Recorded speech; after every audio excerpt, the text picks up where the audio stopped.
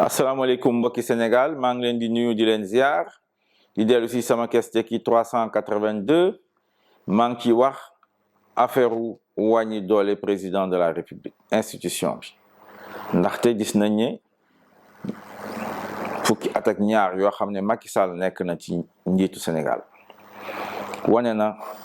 Sénégal président de la république doole bu mu am naka nañ koy mën a utiliser. nee na opposition bi daf koy réduire à sa plus simple expression tëj opposant yi droit bi nu ko neex lay koy interpréter politiser administration lu jëm ci ressource naturelle bi lu jëm ci or bi pétrole bi gaz bi suuf si moom kenn moo koy gérer lu ko neex lay def. bu ci mujj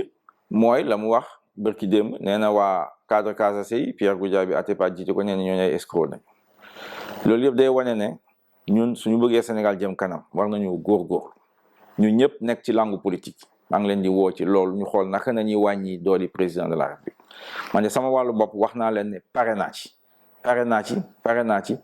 ñu wàññi doole président de la république su ma nekkee président de la république. ñaareel bi mooy budget bi ñu ngi koy wote budget bi nag dafa faux daa waxoon naa leen ko parce que la ñuy wax ci biir ak la ñuy def ëllëg du benn.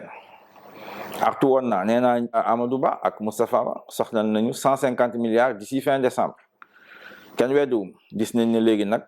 Fonds monétaire international mi ngi leen di xaar ci taatu ndaa bi 16 décembre mi-décembre mu ngi leen di xaar pour ñu voter foofu Washington